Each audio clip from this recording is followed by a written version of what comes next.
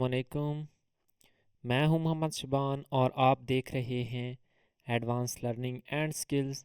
आज हम examples start करने लगे हैं electronic devices and circuit theory की। आल्सो आपको मेरे चैनल पे प्रॉब्लम्स के सॉल्यूशंस भी मिल जाएंगे, ठीक है। आप प्लेलिस्ट विज़िट कर सकते हैं। सबसे पहले एग्जांपल 1.1 एंड 1.2 इस वीडियो में सॉल्व करेंगे। At a temperature of 27 degree centigrade, common temperature for components in an enclosed operating system, determine the thermal voltage Vt। अब हमने क्या है, थर्मल वोल्टेज फाइंड करनी है। अब गिवन डाटा हमें सिर्फ टेम्परेचर दिया गया है 27 डिग्री सेंटीग्रेड, लेकिन जब भी हम टेम्परेचर को यूज़ करते हैं तो उसके प्रॉपर यूनिट्स जो कि केल्विन है उसमें कन्वर्ट करते हैं। अगर हमें डिग्री सेंटीग्रेड में टेम्परेचर की कोई भी वैल्यू दी गई हो, उसमें हम 273 ऐड कर देते हैं तो वो क्या है, केल्विन में कन्वर्ट हो जाती है।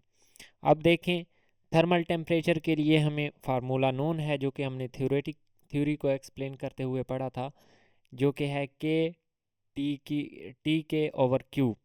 अब यहाँ पे टी के क्या है, वही जो हमें टेम्परेचर दिया गया है, एंड के हमारे पास क्या है, कांस्टेंट है, एंड क्यू ये भी कांस्टेंट है, इनकी फिक्स वैल्यूज़ हैं। तो यहाँ से हम इनकी वैल्यूज़ इंसर्ट कर देंगे। यूनिट लिखना भी साथ अच्छी बात होती है, केल्विन के साथ केल्विन कैंसिल, और जाउल पर कूलम हमारे पास क्या है, वोल्ट के इक्वल होता है। और इसका आंसर हमने क्या है, मिली वोल्ट में लिख दिया है। 25.87 अप्रॉक्सीमेटली 26 मिली वोल्ट बनता है, ठीक है। नेक्स्ट है example 1.2, using the curves of figure 1.18। अब हमने एक फिगर को देखना है। Determine the voltage across each diode at a current of 1 milli ampere. अब हमने उस फिगर को देखते हुए 1 मिली एम्पेयर करंट पे क्या है, वैल्यूज़ को डायोड के अक्रॉस या वोल्टेज है वो फाइंड करनी है। Repeat for a means for part A current of 4 milli ampere. अब 4 मिली एम्पेयर पे भी देखनी है, 30 पे भी देखनी है। Determine the average value of the diode voltages for the range of current listed above.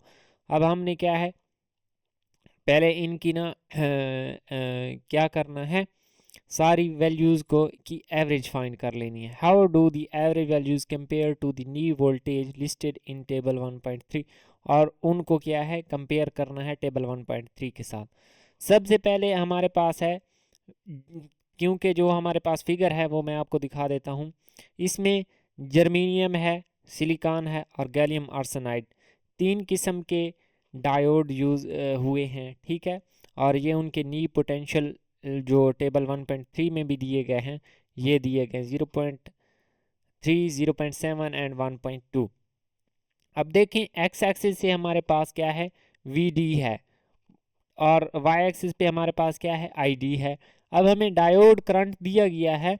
अब देखें, at current of 1 milli ampere. अब 1 मिली एम्पेयर पे हमने तीनों की वैल्यूज़ को देखना है। 1 मिली एम्पेयर पे ये देखें, गैलियम जर्मेनियम की मैंने 0.2 लिखी है। कैसे लिखी है, यहाँ पे देखें, ये हैं टोटल, एक बॉक्स कितना है, 5 मिली एम्पेयर का है। तो यहाँ पे 1 2 3 4 और 5 मींस जो एक लाइन है वो 1 मिली एम्पेयर को शो करती है।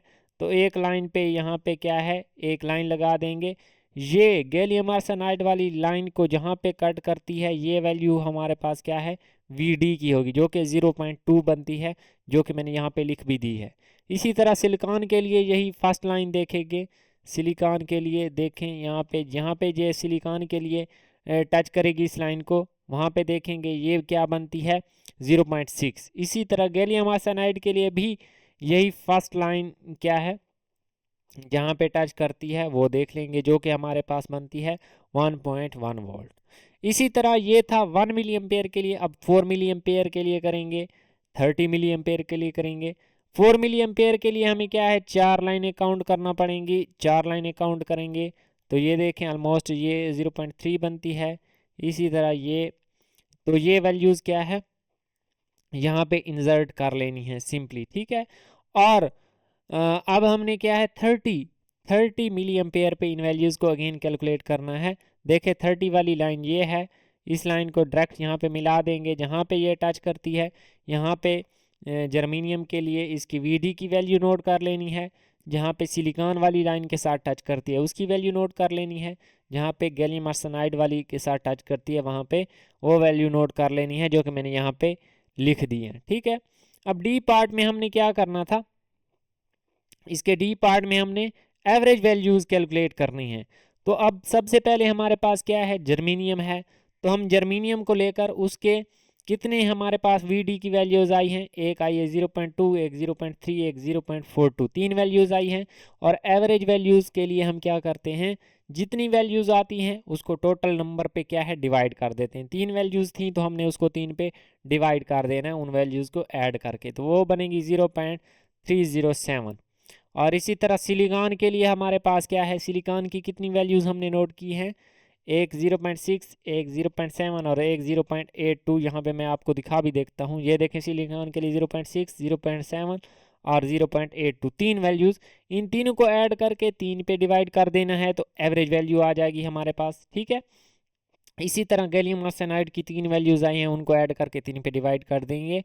अब इसके बाद हमने इसको टेबल 1.3 के साथ क्या है कंपेयर करना है, जो कि हमारे पास किसी डायोड के नी पोटेंशियल नी वोल्टेजेस दिए गए हैं टेबल 1.3 में। देखें जर्मीनियम के लिए 0.3 है और हमारे पास जो एवरेज वैल्यू आई है वो है 0.307 वर्सेस 0.3 वोल्ट। ठीक है, ये इस टेबल की 0.3 है और ये हमारे पास एवरेज वैल्यू है।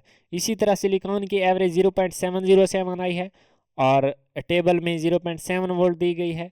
इसी तरह गैलियम आर्सेनाइड के लिए 1.21 है और टेबल में 1.2 दी गई है। तो ये था हमारे पास एग्जांपल 1.2।